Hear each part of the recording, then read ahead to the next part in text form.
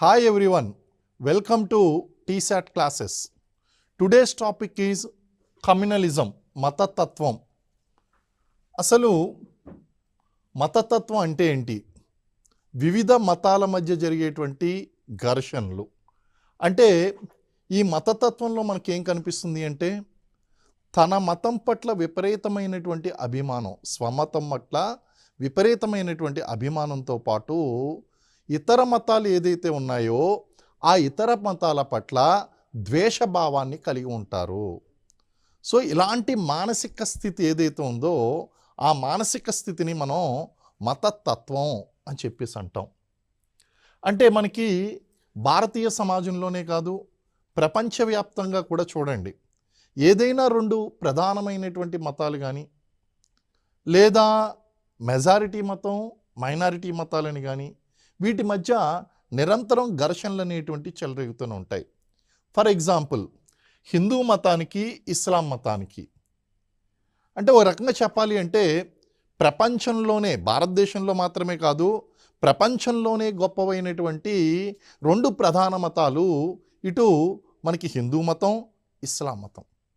ఈ భారతీయ సమాజంలో ఒకదానితో ఒకటి సమాంతరంగా ప్రయాణించి ఒకదాన్ని ఒకటి ప్రభావితం చేసుకుని దేని ఉనికిని దాన్ని కాపాడుకున్నప్పటికీ కూడా వివిధ సందర్భాల్లో ఒక మతం యొక్క ప్రభావం మరొక మతం మీద పడి వాళ్ళు పరస్పరం సంఘర్షించినటువంటి సంఘటనలు అనేకం ఉన్నాయి. అదేవిధంగా మనకి హిందూ మతం, క్రైస్తవ మతం ఎప్పుడైతే యూరోపియన్లు అనేటువంటి వారు భారతీయ సమాజంలో ప్రవేశించారో ఈ యూరోపియన్ల రాకతో క్రైస్తవ మతం అనేటువంటిది భారతీయ సమాజంలోకి వచ్చింది. సో ఇక్కడ ప్రధాన మతమైనటువంటి హిందూ మతం, క్రైస్తవ మతం మధ్య ఆ యొక్క ఆచారాల పరంగాను అనేక నామ్స్, వాల్యూస్ ఏదైతే ఉన్నాయో ఆ నామ్స్, వాల్యూస్ పరంగానో ఘర్షణలు అనేటువంటివి చెలరేగడం మనకు కనిపిస్తుందండి. అలాగే సిక్కు మతానికి హిందూ మతానికి, హిందూ మతానికి బౌద్ధ మతానికి, అలాగే క్రైస్తవ మతానికి ఇస్లాం మతానికి ప్రపంచవ్యాప్తంగా, భారతదేశంలోనే కాదు ప్రపంచవ్యాప్తంగా కనుక చూస్తే ఇటు క్రైస్తవ మతానికి ఇస్లాం మతానికి మధ్య ఈ ఘర్షణలు అనేటువంటివి చెలరేగుతున్నాయి. ఇటు భారతీయ సమాజంలోనో ఇతర సమాజాల్లోనో ఈ ఘర్షణలు, మతపరమైనటువంటి ఘర్షణలు అనేటువంటివి మనం నిరంతరం చూడవచ్చండి. సో నిర్వచనాన్ని మనం తీసుకుంటే ఒక మతానికి చెందినటువంటి ప్రజలు తమ మతాన్ని ఇతర మతాల కన్నా ప్రత్యేకమైనదిగా భావిస్తూ ఇతర మతాల పట్ల ద్వేషభావాన్ని కలిగి ఉండడమే మతతత్వము. అంటే ఇక్కడ ద్వేషభావం అనేటువంటిది ప్రధానమైనటువంటిది. ఈ మతతత్వంలో తన మతం పట్ల ప్రత్యేకమైనటువంటి అభిమానాన్ని కలిగి ఇతర మతాల పట్ల ఆ ప్రేమను, ఆ యొక్క ఇష్టాన్ని ఎలా వ్యక్తం చేస్తారంటే ఇతర మతాల పట్ల ద్వేష రూపంలో వ్యక్తం చేస్తూ ఉంటారు. దీన్ని మనం మతతత్వం అని చెప్పేసి అంటాం. మరి మతతత్వం అనేటువంటిది రాత్రికి రాత్రి జస్ట్ ఒక్కసారిగా అభివృద్ధి చెందేటువంటిది కాదు. దశలుగా వివిధ దశల్లో అభివృద్ధి చెందుతూ మత మౌఢ్య దశకి, మతతత్వ దశకి చేరుకుంటుంది. మతతత్వం ఎక్కడైనా సరే మనకు కనిపించింది అంటే ఆ దశలు కనుక చూసినట్లయితే ప్రధానంగా మనకు 3 దశలు కనిపిస్తాయండి.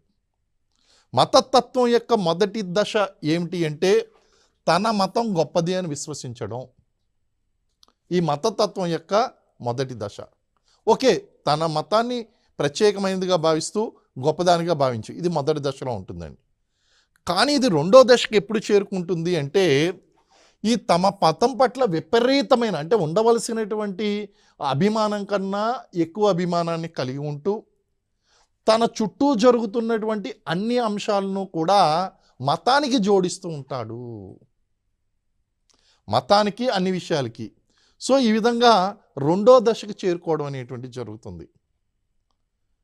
ఇకపోతే మూడో దశ చాలా సున్నితమైనటువంటి దశ. ఇక్కడ బాహటంగా ఇతర మతస్థుల మీద దాడి చేయడం, అంటే మనం ద్వేషించడం, ఇతర మతాలను ద్వేషించడం, దాడి చేయడం అనేటువంటి కనిపిస్తుంది. ఇది మత మౌఢ్య దశ.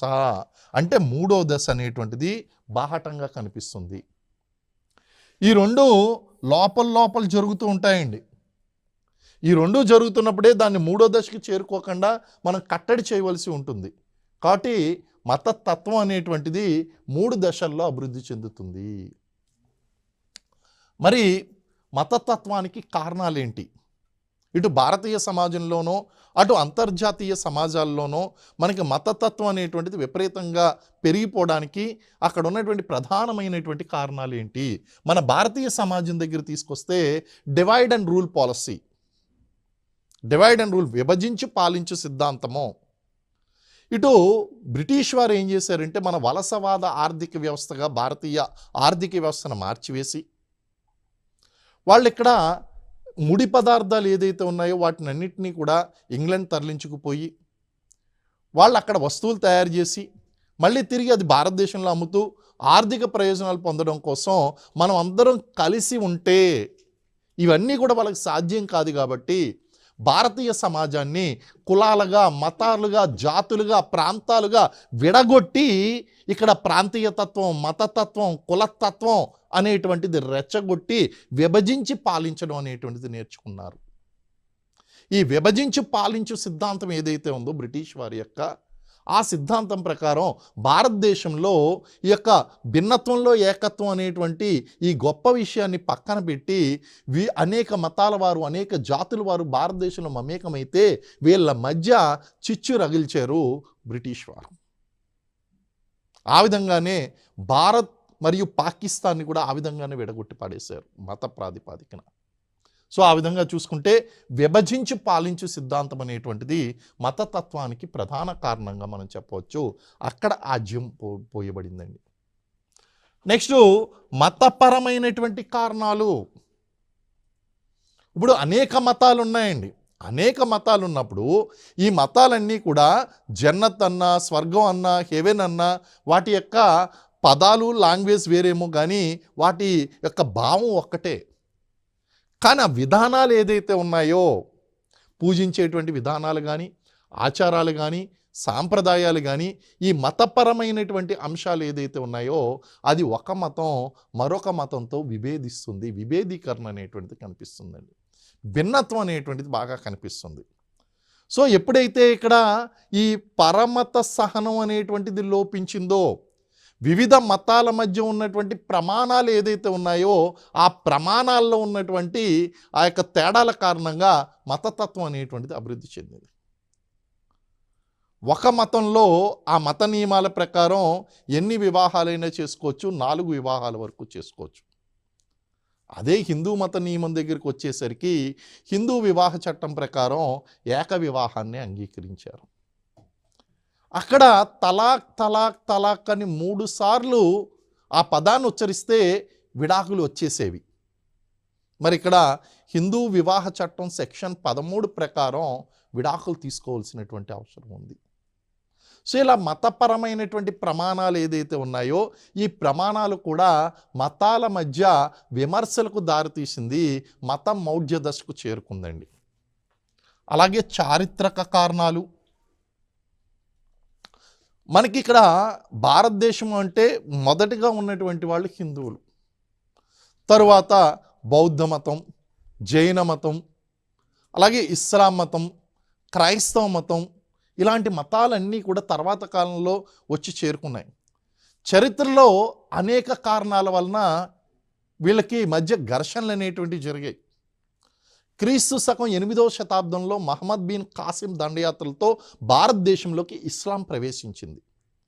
ఆ ఇస్లాం ప్రవేశించినప్పుడు ఆ ఇస్లాం ప్రవేశంతో పాటు అక్కడ ఉన్నటువంటి మహమ్మదీయ రాజులు ఏం కోరుకున్నారు అంటే ఇక్కడ ఉన్నటువంటి హిందూ దేవాలయాల్ని కొల్లగొట్టడం మాత్రమే కాకుండా ఆ యొక్క ఇస్లాం సంస్కృతి అనేటువంటిది పటిష్టం చేయడానికి ప్రయత్నించారు. ఆ విధంగా ఈ 2 మతాల మధ్య చారిత్రకపరమైనటువంటి ఘర్షణలు మనకి ఆ మధ్యయుగం నుంచి ప్రారంభమయ్యాయండి. గతంలో జరిగినటువంటి ఈ సంఘటనలు ఏదైతే ఉన్నాయో ఈ సంఘటనలన్నీ కూడా ప్రస్తుత కాలంలో మత మౌఢ్యానికి దారితీస్తున్నాయి ఇలాంటి చారిత్రక కారణాల వలన. ఇప్పుడు హిందువులు, ముస్లింలు, భారతదేశం, పాకిస్తాన్ ఒకే దేశంగా ఉండవలసినటువంటిది 1947లో జరిగినటువంటి ఆ చారిత్రక సంఘటన వలన ఈ రోజుకి కూడా పాకిస్తాన్ అంటే విపరీతమైనటువంటి కోపం మనకి, అలాగే పాకిస్తానీయులకు హిందూ దేశం అంటే విపరీతమైనటువంటి కోపం. సో ఇలాంటి చారిత్రక కారణాల వలన మత మౌఢ్యం అనేటువంటిది ప్రారంభమవుతుంది, మతతత్వం అనేటువంటిది వస్తుంది.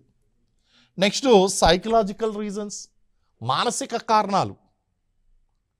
నీకు పలానా మతం అంటే ఎందుకు కోపం, రీజన్స్ ఉండవు. 1 2 3 4 నువ్వు కూర్చుని ఒక 4 రీజన్స్ చెప్పు, why you don't like particular religion అన్నదానికి ఎటువంటి సమాధానం ఉండదు. కానీ ఆ చిన్నప్పటి నుంచి కూడా ఎలాంటి మానసిక స్థితితో పెరుగుతారు అంటే ఒక మతం పట్ల మానసికమైనటువంటి ద్వేషభావాన్ని పెంచుకుంటారు, కారణాలు ఏముండవు. అలాగే కొంతమందిలో వాళ్ళు చాలామంది సునిశ్చిత మనస్కులై ఉంటారు. అంటే ఎదట వాళ్ళు ఏం చేస్తారు అంటే they fire from these people's shoulders. ఏదైనా రెచ్చగొట్టాలన్నా ఏదైనా చేయాలన్నా వీళ్ళని ఉపయోగించుకుంటూ ఉంటారు. వీళ్ళు చాలా మానసికంగా ఉద్రేకపూరితమైనటువంటి మనస్తత్వాన్ని కలిగి ఉంటారు, ఒక మతం పట్ల ద్వేషభావాన్ని కలిగి ఉంటారు. ఇలాంటి కారణాల వలన కూడా మతతత్వం అనేటువంటిది బాగా అభివృద్ధి చెందుతూ ఉంటుంది. లేకపోతే అంతర్జాతీయ కారణాలండి. అంతర్జాతీయ కారణాలు కనుక మనం చూసుకున్నట్లయితే మనకి కాశ్మీర్ విభజన అనేటువంటిది మనం చూసుకున్నట్లయితే, కాశ్మీర్ విభజన మనకి ఇండో పాక్ వార్లో ఇది పాక్ ఆక్యుపైడ్ కాశ్మీర్గా ఉండిపోయింది. మనం యాక్చువల్గా భారతదేశం అన్నప్పుడు ఈ మొత్తం వేస్తాం, కానీ వాస్తవంగా కనుక చూస్తే ఇంటర్నేషనల్ బార్డర్ ఇక్కడ ఉంది. ఇది లైన్ ఆఫ్ కంట్రోల్గా మనం యాక్సెప్ట్ చేయడం జరిగింది. 1947లో దాన్ని లైన్ ఆఫ్ కంట్రోల్ అన్నాం. అంటే అది మనకి అక్కడ లైన్ ఆఫ్ కంట్రోల్గా ఇటువైపు ఏమో భారతదేశము, అటువైపు ఏమో పాక్ ఆక్యుపైడ్ కాశ్మీర్గా అంగీకరించి ఆ సమస్యకి తాత్కాలికమైనటువంటి పరిష్కారంగా లైన్ ఆఫ్ కంట్రోల్ అని చెప్పేసి అన్నాము. అయితే మనకి ఇంటర్నేషనల్ అంతర్జాతీయ సరిహద్దు అనేటువంటిది పాక్ ఆక్యుపైడ్ కాశ్మీర్ అవతల ఉంది. మరి ఇక్కడ వాస్తవంగా ఎవరి యొక్క ప్రభావం ఎక్కువగా ఉందంటే ఇక్కడ పాక్ ఆక్యుపైడ్ కాశ్మీర్ కాబట్టి పేరులో ఉన్నది కాబట్టి పాకిస్తాన్ యొక్క ప్రభావం ఎక్కువగా ఉంది. ఎప్పుడైతే 1947లో పాక్ ఆక్యుపైడ్ కాశ్మీర్ అనేటువంటిది పాకిస్తాన్ యొక్క ఆధీనంలోకి వెళ్ళిపోయిందో అక్కడ అంతర్జాతీయ తీవ్రవాద సంస్థలు అనేటువంటివి ఇక్కడ ప్రారంభించబడ్డాయి. లష్కర్ ఈ తైబా, జైషీ మహమ్మద్ వంటి ఆల్బదర్ వంటి ఈ యొక్క తీవ్రవాద సంస్థలు ఏదైతే ఉన్నాయో ఇవన్నీ కూడా పాక్ ఆక్యుపైడ్ కాశ్మీర్లో ప్రారంభించబడ్డాయి. ఆ పాక్ ఆక్యుపైడ్ కాశ్మీర్ నుంచి ఈ యొక్క సరిహద్దు రేఖ ఏదైతే ఉందో నియంత్రణ రేఖ అంటాం. లైన్ ఆఫ్ కంట్రోల్ అంటే నియంత్రణ రేఖ. ఈ నియంత్రణ రేఖను దాటుకుంటూ ఇక్కడ జిహాదీలుగా మారిపోయారు. వీళ్ళంతా కూడా కాశ్మీర్ లిబరేషన్ చేస్తాము, కాశ్మీర్కి స్వతంత్రం లేదు, కాశ్మీర్ని మేము స్వతంత్ర దేశంగా మారుస్తామని చెప్పి ఈ మిలిటెన్సీ అనేటువంటిది, తీవ్రవాదం అనేటువంటిది ఇక్కడ ప్రారంభమైంది. ఇక్కడ జిహాదీ పేరుతో, యాంటీ హిందూయిజం పేరుతో లేదా యాంటీ ఇండియన్ పేరుతో, ఇక్కడ జిహాదీల పేరుతో వీళ్ళు ఏం చేస్తున్నారంటే ఇస్లాం మతాన్ని ప్రోత్సహిస్తూ ఇక్కడ మతతత్వం అనేటువంటి భావన కూడా ఇన్వాల్వ్ అయి ఉన్నది. ఇలాంటి అంతర్జాతీయ కారణాల వలన కూడా మనకి ఈ యొక్క మతతత్వం అనేటువంటిది ప్రేరేపించబడుతుందండి. రాజకీయ కారణాలు బిట్ సెన్సిటివ్ మ్యాటర్, బట్ చెప్పుకోక తప్పదు. అనేక సందర్భాల్లో ఒక మతం వారు మరొక మతం వారు వీళ్ళిద్దరూ నిరంతరం కలహించుకుంటూ ఉంటే రాజకీయ పార్టీలు ఏం చేశాయంటే తమ యొక్క స్వప్రయోజనాల కోసం వీళ్ళని రెచ్చగొట్టడం అనేటువంటిది జరిగింది. అనేక సందర్భాలు, అనేక ఉదాహరణలు ఉన్నాయి మనకి. ఇప్పుడు వాటి పేర్లు మనకు అనవసరం. అంటే రాజకీయ పార్టీ అనగానే కులం పేరుతోనో, మతం పేరుతోనో లేదా ప్రాంతం పేరుతోనో ప్రజల యొక్క అభిమానాన్ని చురకొనడం కోసం ప్రత్యేకించి మతం పేరు మీద రెచ్చగొట్టడం వలన మతతత్వం అనేటువంటిది బాగా అభివృద్ధి చెందుతుందండి. సో ఇలాంటి రాజకీయ కారణాలు, మతతత్వాన్ని ప్రోత్సహిస్తున్నటువంటి రాజకీయ పార్టీలు అనేటువంటివి మనకి సమస్యగా మారుతున్నాయి. ఆర్థిక కారణాలు అంటే వీళ్ళకి కనీసమైనటువంటి పారిశ్రామిక అభివృద్ధి, ఆర్థిక అభివృద్ధి అనేటువంటి జరగకపోవడం వలన ప్రజలు వాళ్ళ యొక్క సమయాన్ని కులతత్వం, మతతత్వం, ప్రాంతీయతత్వం ఇలాంటి అంశాల మీద వాళ్ళు వినియోగిస్తున్నారు. అదే కనుక వాళ్ళకి ఆర్థిక అభివృద్ధి కనుక జరిగినట్లయితే ఇలాంటి అంశాల మీద వాళ్ళు దృష్టి పెట్టేటువంటి అవకాశం లేదు. అదేవిధంగా ఆర్థికంగా వెనకబడి ఉన్నప్పుడు వీళ్ళు మతతత్వ పరంగాను తీవ్రవాదం వైపు అడుగులు వేసేటువంటి అవకాశం ఎక్కువ ఉంది. కాబట్టి ఆర్థిక పరమైనటువంటి కారణాలు కూడా చూడండి. ఇప్పుడు మనకి భారతదేశము పాకిస్తాన్ రెండు కూడా పోల్చుకున్నట్లయితే పాకిస్తాన్లో తీవ్రవాద సమస్య అనేటువంటిది ఎక్కువగా ఉంది. మరి ఆర్థిక వ్యవస్థలు కూడా పోల్చి చూద్దాం. భారతదేశము పాకిస్తాన్ ఈ రెండు దేశాలను మనం పోల్చినట్లయితే ఆర్థిక వ్యవస్థలను, పాకిస్తాన్ అనేటువంటిది అత్యంతిక పేదరికాన్ని అనుభవిస్తుంది. అందు గురించి అక్కడ ఉన్నటువంటి యువత అంతా కూడా తీవ్రవాదం వైపు ఎక్కువగా మొగ్గు చూపుతున్నారు. కాబట్టి ఆర్థిక పరమైనటువంటి కారణాలు కూడా ఇందులో ఉన్నాయి. సామాజిక పరమైనటువంటి కారణాలు, కొన్ని మతాలు మైనారిటీలుగా ఉండడం వలన వాళ్ళు ఏం చేస్తున్నారు అంటే అత్యంత వేగంగా వాళ్ళ యొక్క జనాభాను పెంచుకోవడానికి ప్రయత్నిస్తున్నారు. మైనారిటీగా ఉన్నటువంటి వీళ్ళు మెజారిటీగా మారడానికి ప్రయత్నిస్తున్నారు. ఇలాంటి కారణాల వలన కూడా మతతత్వం అనేటువంటిది అభివృద్ధి చెందుతుంది. ఇవన్నీ కూడా మతతత్వానికి కారణాలుగా మనం చెప్పవచ్చు. మరి మతతత్వం అనేటువంటిది సమాజంలో ఎన్ని రకాలుగా కనిపిస్తుంది? మనకు తెలిసినటువంటి మతతత్వం ఒకటే, ఒక మతం వారు ఇంకో మతంతో దెబ్బలాడుకోవడం, ఓపెన్గా కలహించుకోవడం, ఇదే మనకు తెలిసింది.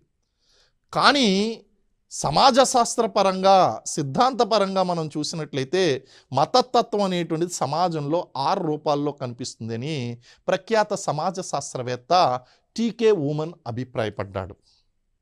ప్రఖ్యాత సమాజ శాస్త్రవేత్త టీకే ఊమన్ అభిప్రాయం ప్రకారం సమాజంలో మతతత్వం అనేటువంటిది 6 రూపాల్లో కనిపిస్తుంది. ఏంటి 6 రూపాలైనటువంటి మతతత్వవాదాలు అంటే, నెంబర్ 1 విలీనకరణాత్మకమైనటువంటి మతతత్వవాదము. విలీనకరణాత్మకమైనటువంటి మతతత్వవాదం, ఇందులో ఏం జరుగుతుంది అంటే పెద్ద మతాలు ఏదైతే ఉన్నాయో ఆ పెద్ద మతాలు ప్రయాణిస్తున్నటువంటి దారిలో చిన్న చిన్న మతాలు గనక కనిపించినట్లయితే ఈ పెద్ద మతం చిన్న మతాన్ని తనలో కలిపేసుకుని ముందుకు వెళ్ళిపోతుంది. ఒక్కొక్కసారి ఏం జరుగుతుందంటే ఈ ప్రధానమైనటువంటి నదిలోకి ఈ ఉపనదులు కలిసినట్టుగా ఈ చిన్న చిన్న మతాల వారు కూడా వచ్చి ఈ ప్రధానమైనటువంటి మతంలో విలీనం అయిపోతారు. ఉదాహరణకి మనకి 5వ శతాబ్దం దాటిన తర్వాత 6వ శతాబ్దంలో బౌద్ధ మతం అనేటువంటిది అభివృద్ధి చెందింది. బౌద్ధ మతం ప్రారంభంలో అది హిందూ మతానికి ఒక సవాల్ను విసిరింది. కొత్త మతం యొక్క ప్రత్యేకత ఏంటో తెలియచెప్పింది. కొత్త మతాలు ఎందుకు ఆవిర్భవించాలో చెప్పింది. కానీ హిందూ మతం ఏం చేసింది, రాను రాను బుద్ధుడు కూడా మా యొక్క విష్ణువు అవతారమే అని చెప్పి ఒక ప్రచారాన్ని తీసుకుని వచ్చింది. కొద్ది కాలానికి భారతదేశంలో తన యొక్క ఉనికిని కోల్పోయిందండి బౌద్ధ మతం. అంటే హిందూ మతం బౌద్ధ మతాన్ని కలిపేసుకోవడానికి ప్రయత్నించింది. ఇదే విలీనకరణాత్మకం. 2014 వరకు జైన మతాన్ని భారతదేశంలో హిందూ మతంలో అంతర్భాగంగానే పరిగణించారు. 2014 నుంచి దాన్ని మైనారిటీ మతంగా గుర్తించారు. అంటే విలీనకరణాత్మక మతతత్వవాదంలో ఏం చేస్తుందంటే పెద్ద మతం చిన్న చిన్న మతాలను తనలో కలిపేసుకోవడానికి ప్రయత్నిస్తుంది. సో దీని విలీనకరణాత్మక మతతత్వవాదము అంటారు. రెండో రకమైనది ఏంటి అంటే సంక్షేమ పూరిత మతతత్వవాదము. వీళ్ళు ఏ విధమైనటువంటి కార్యకలాపాలు కొనసాగిస్తారు అంటే పోటీ పడి సంక్షేమ కార్యక్రమాలను అమలు చేస్తూ ఉంటారు. మా మతంలోకి రండి, మేము చాలా సంక్షేమాలను ఇస్తాము అంటే వీళ్ళు చేసేటువంటి మతంలో ఉండేటువంటి సంక్షేమ కార్యక్రమాలను పెంచుతూ ఉంటారు. ఉదాహరణకి హిందూ మతం ఉంది. హిందూ మతంలో మాకు ఆశ్రమాలు ఉన్నాయి, మఠాలు ఉన్నాయి, మఠాల్లోకి రండి, మీకు ఉచిత విద్యను అందిస్తాము, లేదా ఆ యొక్క ఆశ్రమాల్లో మీకు ఆశ్రయం కల్పిస్తాము, ఇలాంటి కొన్ని ఫెసిలిటీస్ అనేటువంటివి ఇస్తూ ఉంటారు. అలాగే చూడండి మనకి హిందూ మతాల్లో జరిగేటువంటి ఉత్సవాల్లో ఉచితంగా భోజనాలు పెట్టడం, అన్నదానం చేయడం, ఇలాంటివన్నీ కూడా. అలాగే ఇస్లాం మతం తీసుకోండి. ఇస్లాం మతం ఏం ప్రచారం చేస్తుంది, జకాత్ అంటుంది. జకాత్ అంటే నువ్వు సంపాదించేటువంటి దాంట్లో కొంత భాగాన్ని నువ్వు పేదలకు దానం చేయాలి, జకాత్. సో ఇలాగా సంక్షేమ కార్యక్రమాలు అమలు చేయడం మీద పోటీ పడుతూ ఉంటాయి. అలాగే క్రైస్తవ మతం ఉంది. క్రైస్తవ మతం వాళ్ళు ఏమంటారు, మీ ఇంగ్లీష్ ఎడ్యుకేషన్ బాగా బోధిస్తాము, మెడికల్ క్యాంపులు అనేటువంటివి ఆర్గనైజ్ చేస్తాము, మా మతంలోకి రండి, మేము కొన్ని ప్రయోజనాలు ఇస్తాం మీకు అని ప్రచారం చేస్తూ ఉంటారు. అంటే ఇక్కడ సంక్షేమ పూరిత మతతత్వవాదంలో ఒకరితో ఒకరు వాళ్ళు హింసను చూపించుకోరు, సంక్షేమాన్ని పోటీపడి వాళ్ళు చూపిస్తూ ఆకర్షిస్తూ ఉంటారు. సో అన్ని మతాలు కూడా తమ యొక్క సంక్షేమాన్ని పెంచుతాయి. దాన్ని ఏమంటారంటే వెల్ఫేరిస్టిక్ కమ్యూనలిజం, సంక్షేమ పూరిత మతతత్వవాదం అంటారు. అలాగే మూడవది పురోగమన మతతత్వవాదము. ఈ పురోగమన మతతత్వవాదం ఎలాంటిది అంటే ఇప్పటిదాకా అమల్లో ఉన్నటువంటి మతాల వలన, ఎగ్జిస్టింగ్ రిలీజియన్స్ వలన ఎటువంటి ప్రయోజనం లేదు, కొత్త మతాల యొక్క అవసరం ఉంది అని కొత్త మతాలు పుట్టుకొని వస్తాయి. దాన్ని పురోగమన మతతత్వవాదము అంటాం, రిట్రీట్ కమ్యూనలిజం అని చెప్తాం. నెక్స్ట్ నాలుగోది, యాక్చువల్గా మనందరం మాట్లాడుకునేటువంటిది, ఊహించుకునేది ఇదే, వైరుధ్యపూరిత మతతత్వవాదము, రిటాలియేటెడ్ కమ్యూనలిజం. అంటే ఒకరితో ఒకరి మీద ఒకరు దాడులు చేసుకుంటూ ఉంటారు, వైరుధ్యాన్ని కలిగి ఉంటారు, ద్వేషపూరితమైనటువంటి భావాన్ని కలిగి ఉంటారు, హింసను ప్రదర్శిస్తూ ఉంటారు, అవసరమైతే ఒకరిని ఒకరు చంపుకుంటారు. మోస్ట్ వైలెన్స్ అనేటువంటిది ఇన్వాల్వ్ అవుతుంది. దీన్ని వైరుధ్యపూరితమైనటువంటి మతతత్వవాదము అంటారు. అలాగే కొన్ని ప్రత్యేక సందర్భాల్లో ఈ రెండు మతతత్వవాదాలు కనిపిస్తాయి. ప్రత్యేకవాద మతతత్వవాదంలో ఏమంటారంటే మా మతస్థులు అందరూ వేరు కాబట్టి మా మతస్థులకు ఒక ప్రత్యేక రాష్ట్రాన్ని ఇవ్వండి, మా మతం వాళ్ళందరూ కూడా ఒక ప్రత్యేక రాష్ట్రంగా మేము నివసిస్తాము అని చెప్పేసి వాళ్ళు ప్రత్యేకమైనటువంటి రాజకీయ అధికారాన్ని కోరుకుంటారు, కానీ ఇదే దేశంలో ఉంటామంటారు. దాన్ని ఏమంటాము అంటే ప్రత్యేకవాదము, సెపరేటిస్ట్ కమ్యూనలిజం అంటాం. అయితే ఈ సెపరేటిస్ట్ కమ్యూనలిజంగా ప్రారంభమైంది ఏమవుతుందంటే మాకు ప్రత్యేక రాజకీయ అధికారమే కాదు, ప్రత్యేక దేశాన్ని ఇవ్వండి, దేశం నుంచి విడిపోతాము అంటారు. సక్సెషనల్ మూమెంట్స్ అని, ఇవన్నీ కూడా సక్సెషనల్ కమ్యూనలిజం అంటాం.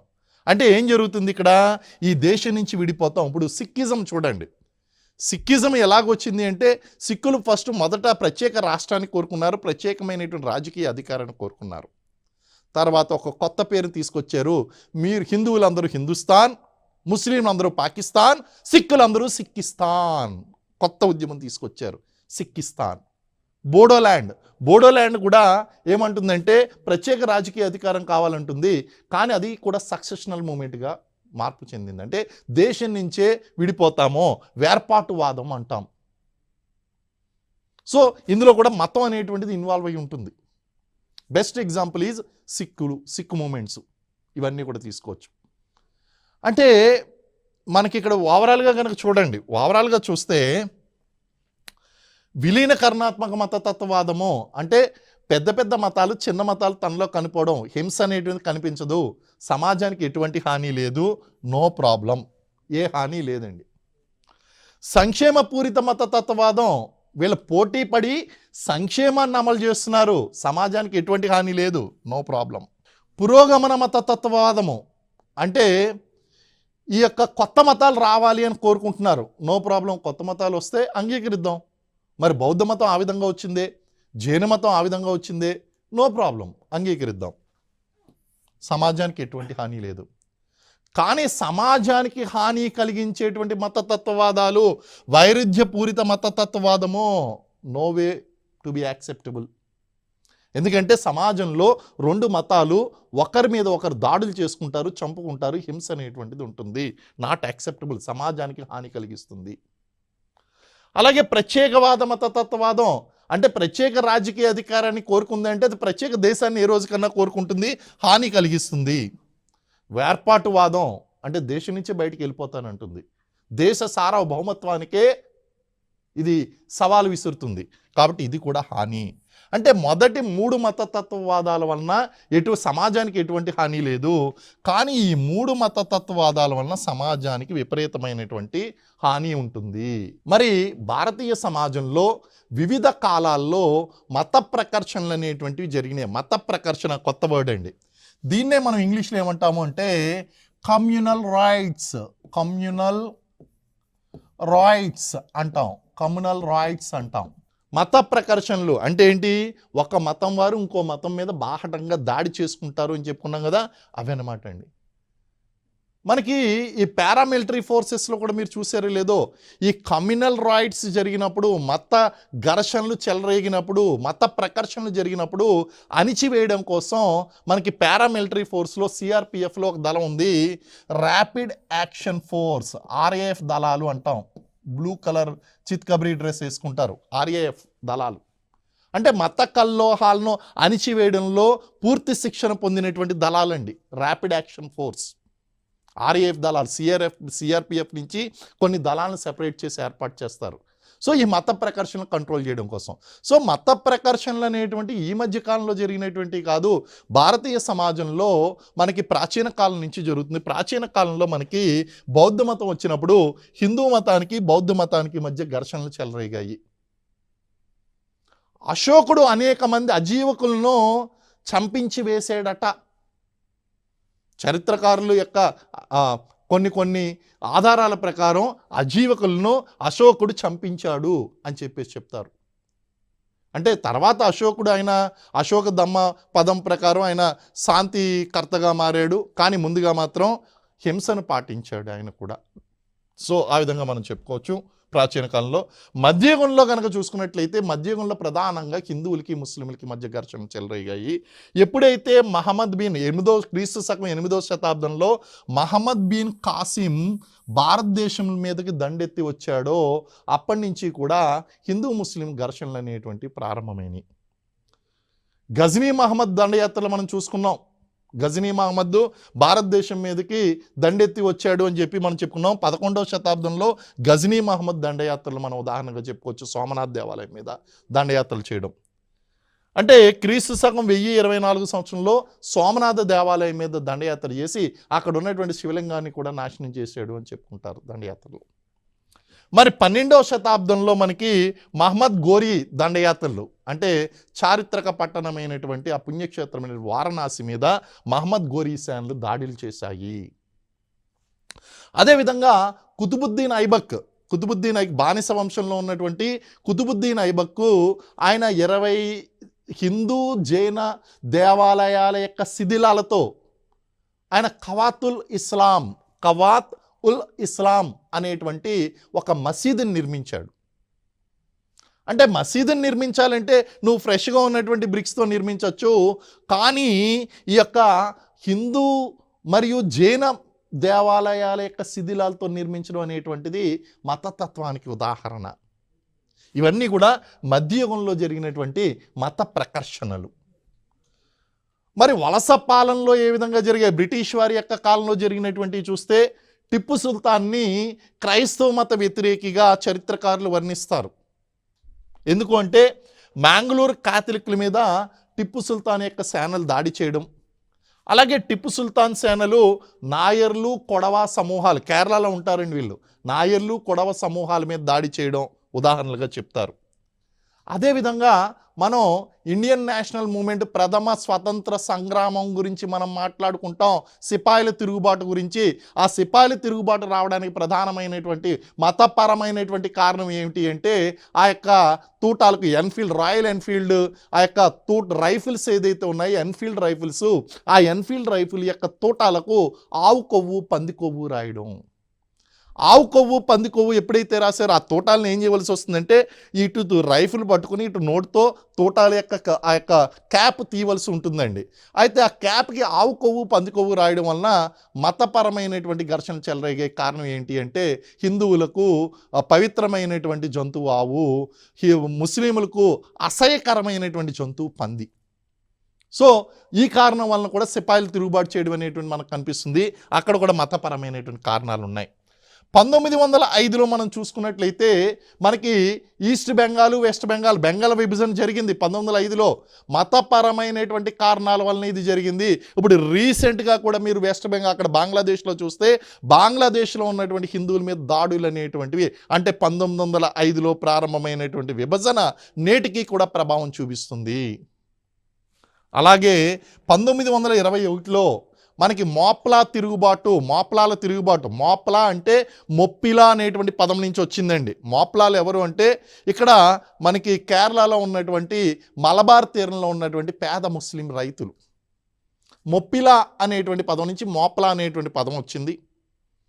అక్కడ ఉన్నటువంటి రైతులు, జమీందారులు, ఈ యొక్క పేద సన్నకారు రైతులు అయినటువంటి ముస్లిం రైతులు జమీందారుల మీద తిరుగుబాటుతో మోప్లా తిరుగుబాటు ప్రారంభమైంది. కానీ అక్కడ జమీందారులు హిందువులు, ఇక్కడ ఉన్నటువంటి పేద ముస్లింలు అయ్యారు. వెంటనే ఇది మతతత్వ అల్లరిగా టర్న్ అయిపోయిందండి. అనేక మంది ప్రాణాలు కోల్పోవడం జరిగింది 1921లో జరిగినటువంటి మోప్లా తిరుగుబాటులో. అలాగే 1947లో జరిగినటువంటి దేశ విభజన, ఈ దేశ విభజన కారణంగా అనేక వేల మంది ప్రాణాలు కోల్పోవడం జరిగింది. హిందూ ముస్లింలు ఇటు భారతదేశంలో ముస్లింల మీద దాడులు జరిగినాయి, పాకిస్తాన్లో హిందువుల మీద దాడులు అనేటువంటి జరిగినాయి. వీళ్ళని హిందువులు ముస్లింలు ప్రయాణిస్తారు కదా అని చెప్పి లాహోర్ నుంచి ఢిల్లీకి ట్రైన్ వేస్తే ఆ ట్రైన్లో మనుషులు బదులు శవాలు ప్రయాణించాయి. సో ఇలాగా వలస పాలనలో మనకి మత ప్రకర్షణలు అనేటువంటివి కనిపిస్తున్నాయండి. ఆధునిక భారతదేశంలో మత ప్రకర్షణలు గనక మనం చూసినట్లయితే 1969వ సంవత్సరంలో అహ్మదాబాదులో వివిధ కారణాల వలన హిందువులకి ముస్లింలకి మధ్య ఘర్షణలు చెలరేగి కొన్ని వందల మంది చనిపోవడం అనేటువంటిది కనిపిస్తుంది. అలాగే 1980-90ల మధ్య కాశ్మీరీ పండితుల యొక్క వలసలు చూసుకోండి. అక్కడ కాశ్మీర్లో ఉంటే గనక ముస్లింలు మాత్రమే ఉండాలి, కాశ్మీర్ అనేది పాకిస్తాన్కే చెందాలి, ఆజాద్ కాశ్మీర్ పేరుతో అక్కడ హిందువుల మీద దాడులు చేయడం ప్రారంభించారు. దాంతో అక్కడ కాశ్మీరీ పండితులు ఏందైతే వాళ్ళు తమ యొక్క మాన ప్రాణాలను కాపాడుకోవడం కోసం వాళ్ళ ఆస్తులను కూడా విడిచిపెట్టి లక్షల కొలది వాళ్ళు వలస వచ్చేయడం అనేటువంటిది జరిగిందండి. అదేవిధంగా 1984లో ఆపరేషన్ బ్లూ స్టార్, ఎందుకంటే సిక్కులందరూ కూడా ప్రత్యేక రాష్ట్రాన్ని కోరుకున్నారు. ప్రత్యేక రాష్ట్రం నుంచి ఖలిస్తాన్ పేరుతో సిక్కిస్తాన్ పేరుతో వీళ్ళు ప్రత్యేకమైనటువంటి దేశాన్ని కోరుకున్నారండి. ఇందిరాగాంధీ ప్రధానమంత్రిగా ఉంది. ఆమెకి సమాచారం అందించారు ఇంటెలిజెన్స్ వర్గం వారు. వాళ్ళు ఏం చెప్పారు అంటే ఇక్కడ ఉన్నటువంటి స్వర్ణ దేవాలయంలో మనకి తీవ్రవాదులు అనేటువంటి వారు ఉన్నారు అనేటువంటి సమాచారం వచ్చింది. సో ఆ సమాచారం రావడంతో అక్కడ మన ఇండియన్ ఆర్మీకి చెందినటువంటి సేనలన్నీ కూడా అమృత్సర్ దేవాలయం మీద ఆపరేషన్ చేపట్టారు. దాన్నే మనం ఆపరేషన్ బ్లూ స్టార్ అన్నాం. ఆపరేషన్ బ్లూ స్టార్ తర్వాత ఇటు హిందువులకి సిక్కులకి మధ్య ఘర్షణలు అనేటువంటి చెలరేగాయి. ఈ ఘర్షణల వలన అనేక వేల మంది సిక్కులు తమ యొక్క మాన ప్రాణాలను కోల్పోవడం అనేటువంటిది జరిగింది. సో ఈ యొక్క ఆపరేషన్ బ్లూ స్టార్ సందర్భంగా జరిగినటువంటి అల్లర్లు. 1989లో మొహరం, బిహురు అనేటువంటి ఈ యొక్క రెండు పండుగలు కూడా ఒకే రోజు రావడం వలన దేశంలో మనకి హిందూ ముస్లింలు గొడవలు అనేటువంటివి జరిగాయి. అలాగే కాశ్మీరీ పండితులు ముస్లింల మధ్య జరిగినటువంటి గొడవలు 1992లో రామ జన్మభూమి బాబ్రీ మస్జిద్ వివాదంలో అక్కడ బాబ్రీ మస్జిద్ని కూల్చేయడం అనేటువంటి జరిగిందండి. కారణం ఏంటి అంటే లాల్ కృష్ణ అద్వానీ, అప్పుడు బీజేపీ అధ్యక్షుడు లాల్ కృష్ణ ఎల్కే అద్వానీ, ఆయన ఏం చేశారు అంటే కన్యాకుమారి నుంచి రథయాత్ర ప్రారంభించారు. రథయాత్ర ప్రారంభించి ఇటు ఈ బాబ్రీ మస్జిద్ ఏరియా ఏదైతే ఉందో అక్కడ రథయాత్ర ముగించి ఆయన ఉపన్యాసం ఇవ్వడం అనేటువంటిది ఆయన యొక్క ప్లాన్. అయితే ఎప్పుడైతే ఆయన రాముడిలా ఆయన కోదండాన్ని పట్టుకుని రథం మీద ఆ యొక్క ఉపన్యాస ప్రాంగణంలోకి ఆయన ప్రవేశించాడో అక్కడ ఆగ్రహవేశాలు కట్టలు తెంచుకున్న ఇక్కడ ఉన్నటువంటి హిందువుల్లో వాళ్ళు ఇమీడియట్గా ఆ యొక్క బాబ్రీ మసీద్ మీదకి ఎక్కి దాన్ని ఇటుకలు బద్దలు కొట్టడం అనేటువంటిది ప్రారంభించారు. ఈ సందర్భంగా దేశవ్యాప్తంగా ఇంక్లూడింగ్ ఇన్ అవర్ తెలంగాణ ఏరియాలో ఉన్నటువంటి హైదరాబాదులో కూడా పాత బస్తీలోని మొత్తం దేశవ్యాప్తంగా అనేక ప్రాంతాల్లో హిందూ ముస్లింలు అల్లర్లు అనేటువంటి చెలరేగి వేల మంది ప్రాణాలు కోల్పోయారండి. అలాగే 2000లో సబర్మతి ఎక్స్ప్రెస్లో ఉన్నటువంటి ఆర్ఎస్ఎస్ కార్యకర్తల యొక్క చనిపోవడం, కాల్చివేత కారణంగా, భోగి తగలబడడం కారణంగా గోద్రా సంఘటన అనేటువంటి జరిగింది, అక్కడ అల్లర్లు జరిగాయి. 2007లో మనకి ఒరిస్సాలో అక్కడ ఉన్నటువంటి క్రైస్తవ ఫాదర్ల మీద దాడులు అనేటువంటివి జరిగి వాళ్ళు చనిపోవడం అనేటువంటి కనిపిస్తుందండి. ఇవన్నీ కూడా చరిత్రలో మనకి జరిగినటువంటి వివిధ సంఘటనలు. మరి మతతత్వ ప్రకర్షణలు అనేటువంటివి ఇంతలా ఉంటే మరి ప్రభుత్వం ఎలాంటి చర్యలు చేపడుతుంది? ఫస్ట్ అవేర్నెస్ అనేటువంటి క్రియేట్ చేయాలండి. మతం అనేటువంటిది మనుగడకు మించినటువంటి విషయం కాదు. మనుగడ ముఖ్యమో, జాగృతి అంటే వాళ్ళలో కొంచెం ఇది మతం అనేటువంటి సెకండరీ అనేటువంటి విషయంలో జాగృతి, అవేర్నెస్ అనేటువంటి పెంచాలి. అలాగే మనం విద్యను అందిస్తున్నప్పుడు కూడా విలువలతో కూడినటువంటి విద్యను అందించాలి. పరమత సహనం గురించి బోధించాలి. ఇది మొక్కై వంగనిది మానే వంగన అని చిన్నప్పటి నుంచి కూడా విద్యార్థుల్లో ఆ భావనలు అనేటువంటివి ప్రవేశపెట్టాలి. అలాగే ప్రసార మాధ్యమాలు కూడా ఏం చేయాలంటే తమ వంతు బాధ్యతగా ఎటువంటి ఈ కమ్యూనల్ రైట్స్ అనేటువంటివి రాకుండా చూసుకుంటూ సున్నితమైనటువంటి అంశాలను ప్రసారం చేయకుండా ఉండాలి. లౌకిక భావనని ఎక్కువగా సెక్యులరిజం, ఎందుకంటే మనం ఆ సెక్యులర్ మన రాజ్యాంగ పీఠికలో సెక్యులర్ లౌకిక అనేటువంటిది 42వ రాజ్యాంగ సవరణ ద్వారా మనం చేర్చుకోవడం జరిగింది. సో ఆ భావనను పెంపొందించడం కూడా చాలా ముఖ్యం. దాంతోపాటు మత ఛాందసవాద సంస్థలు, అది ఏ మతానికి చెందినప్పటికీ మత ఛాందసవాద సంస్థలను కట్టడి చేయాలి. తద్వారా ఈ ప్రజలను రెచ్చగొట్టడం అనేటువంటిది తగ్గుతుంది. మతతత్వ పార్టీలను నియంత్రించడము, అలాగే ఎక్కడైతే ఈ యొక్క సమస్యలు జరగడానికి ఆస్కారం ఉందో అలాంటి ప్రాంతాల్లో పీస్ కీపింగ్ కమిటీ, శాంతి సాధక కమిటీలు అనేటువంటివి పోలీస్ స్టేషన్ స్థాయిలో ఏర్పాటు చేసినట్లయితే ఏదైనా సమస్య వచ్చినప్పుడు ఈ శాంతి సాధక కమిటీలు అనేటువంటివి వాళ్ళు మాట్లాడి సమస్యను దూరం చేస్తారు. అలాగే ఆర్థిక అభివృద్ధి, పారిశ్రామికీకరణ జరిగినప్పుడు ప్రజలు అనేటువంటి వారు ఈ యొక్క మతతత్వం మీద, కులతత్వం మీద, ప్రాంతీయ తత్వం మీద దృష్టి పెట్టకుండా వాళ్ళు అభివృద్ధి మీద దృష్టి పెడతారు. కాబట్టి ఇలాంటి సూచనలు పాటించినట్లయితే మనం మతతత్వాన్ని కంట్రోల్ చేయవచ్చు. సో ఇది ఈరోజు మతతత్వానికి సంబంధించినటువంటి వాల్యుబుల్ ఇన్ఫర్మేషన్. నెక్స్ట్ ఎపిసోడ్లో మనం మరొక ఇంట్రెస్టింగ్ టాపిక్తో పాటు కలుసుకుందాం. Thank you very much.